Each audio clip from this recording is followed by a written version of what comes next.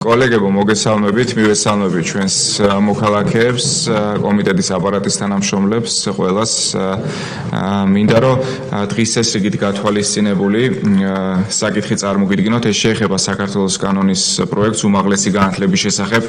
საქართველოს კანონში ცვლილების შეტანის თაობაზე განხილვას მეორე მოსმენით დაჩქარებული წესით, რომლის მომხსენებელიც არის ბატონი გიორგი ჩინჭარაძე, საქართველოს განათლების, მეცნიერებისა და ახალგაზრდობის მინისტრის მოადგილე. ფორუმი გვაქვს, შეგვიძლია რომ დღის წესრიგით დავამტკიცოთ მომხრე, წინააღმდეგი არავინ არ არის, თავიც არავის შეუკავებია.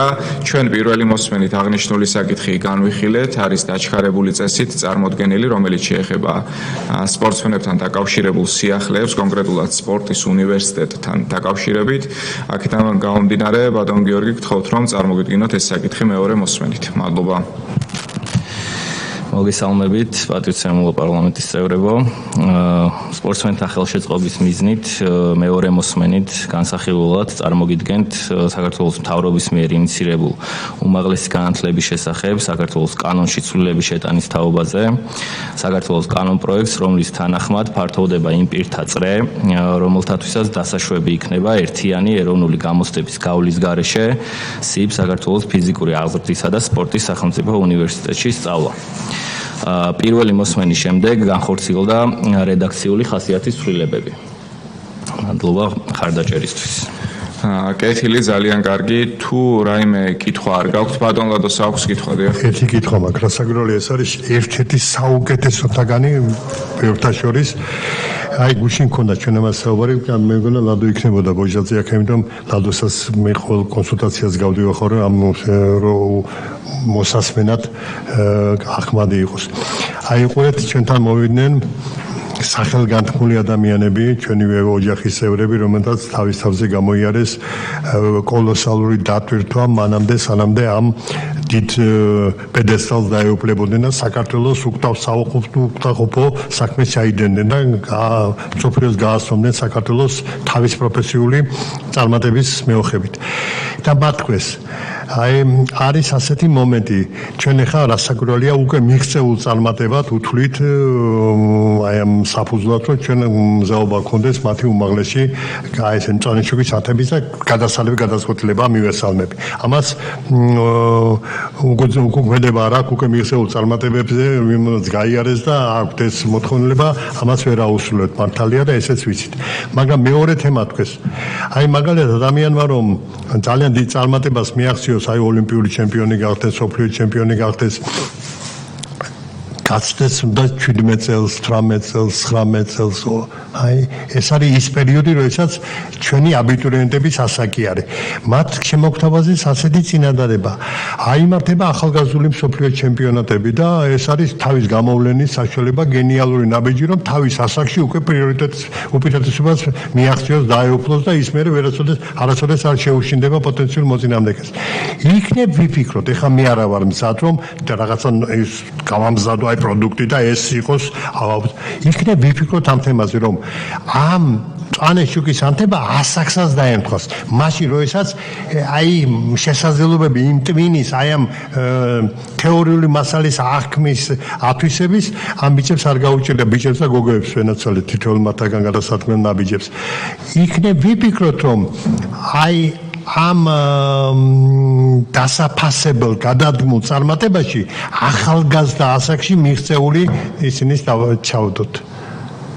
მე შევეკითხე რომ რადომ თქვა ღმერთმა მე დავეთანხმე რომ ღმერთმა ქნას 96 ფედერაცია გვაქვს ჩვენ ახლა რომელსაც პატრონობთ ხო და ყოველ წელს 96 ჩემპიონი ყავდეს მაგასაკში სოფლიოში ჩვენზე ბედნიერი კაცი არ იქნება ამას არ უნდა შეუშინდეთ იმიტომ რომ მაშინ ამ მიღწეულ წარმატებებს საგანმანათლებლო ბაზა უნდა გაუფართოვოთ და აქ ვიქნებით ყველა ერთიანები და ეს ძალიან დიდი სტიმული შეიძლება გამოდგეს აი ამ ცხოვრების ჯანსაღი წესის დამკვიდრების გზაზე და ცხოვრების ჯანსაღი წესის დამკვიდრება ერთ-ერთი დიდი მეხამრიდია ნარკომანიასთან, ალკოგოლთან, თამბაქოსთან, აი ამ ადინამიურ ცხოვრებას, აი ცხოვრების ჯანსაღი წესი ეს იქნება ხელწაკრული და წინწამოწეული ყველა სკოლაში, ყველა უმაღლესში, ყველა ოჯახში, რომ აი ბიჭო ხედავ ამ ცხოვრების წესს მიმდევარი ადამიანი, რომელიც წიგთანაც უპრიანად იქცება და ზურგსექსებით ადგას წიგთან, ამათ ყველანაირად დაეხმარება სახელმწიფო. დიდი მადლობა. დიდი მადლობა კითხვისთვის. ძალიან საინტერესო ინიციატივაა და დაგეთანხმებით ბატონ ლადო, ნამდვილად ჩვენი სამინისტროს ერთ-ერთი უმთავრესი პრიორიტეტი ახალგაზრდობის მიმართულებაა და მათი ჩართულობა, რა თქმა უნდა, ჯანსაღ ცხოვრებაში. აღნიშნული საკითხი შეგვიძლია ჩვენ ვიმსჯელოთ სპორტის სამინისტროსთან, დამატებით განხილვას მოითხოვს ეს საკითხი და ჩვენი მხრიდან სამინისტრო მიესალმება ამ ინიციატივას და მოკლედ შეგვიძლია ამ მიმართულებით დავიწყოთ მუშაობა, კონსულტაციები და შემდეგ უკვე თუნდაც კომიტეტზე განხილვა. გაიხარეთ. კეთილი მეც დავამატებ, რაც შეეხება მეორე მოსმენით განხილვის წესს, არის მხოლოდ რედაქციული ხასიათის ცვლილებები, კოლეგებო, რაც შეეხება შინაარსობრივ ნაწილს, აქ მეც ვიტყვი იმას, რომ ერთი ვრცელდება იმ სპორტსმენებზე, რომლებიც გახდებიან შესაბამისი შეჯიბრებების პრიზიორები, ერთი, ან რომლებიც მოიპოვებენ მსგავს ტურნირებში, შეჯიბრებებში მონაწილეობის უფლებას და მხოლოდ სპორტის უნივერსიტეტთან დაკავშირებით და მხოლოდ იმ ფედერაციებთან დაკავშირებით, რომლებიც არიან აღიარებული სპორტის სამინისტროს მიერ. რა თქმა უნდა, ასაკობრივი საკითხი მნიშვნელოვანი არის, თუმცა არსებული რედაქციაც მსგავს ტურნირებში, შეჯიბრებებში, ოლიმპიადებში, პარალიმპიადებში მონაწილეობის, მათ შორის ჭადრაკის ოლიმპიადასთან დაკავშირებით მონაწილეობის შემთხვევაში, როდესაც პირი იქნება იმ ასაკის, როდესაც მას უწევდა ერთიან ეროვნულ გამოცდებზე გამოსვლა, ამ შემთხვევაში ის გათავისუფლდება და ასევე ერთი მნიშვნელოვანი სიახლე, რაც არის წინამოწვევის პარლამენტმა უკვე იმსჯელა და ეს მოქმედი კანონი არის, რომელიც შეეხება უკვე პირობით ჩარიცხულ სტუდენტებს და ასევე ეს ადამიანებიც გათავისუფლებიან ამ ვალდებულებისგან და ასევე ერთი ნაწილი, რაც შეეხება ამ კანონპროექტს, ეს არის გრანტთან დაკავშირებით, თუ კი სასწავლო გრანტის მიღების სურვილი ექნება ჩვენს საამაყო სპორტსმენებს, მათ მაინც ექნებათ ვალდებულება, რომ ჩააბარონ ერთიანი ეროვნული გამოცდები, ასე რომ სხვა შემთხვევაში ისინი თვითონ მოახერხებენ სწავლის საფასურის დაფარვას, რაც შეადგენს 2250 ლარს, რადგანაც სახელმწიფო უნივერსიტეტზე ვსაუბრობთ.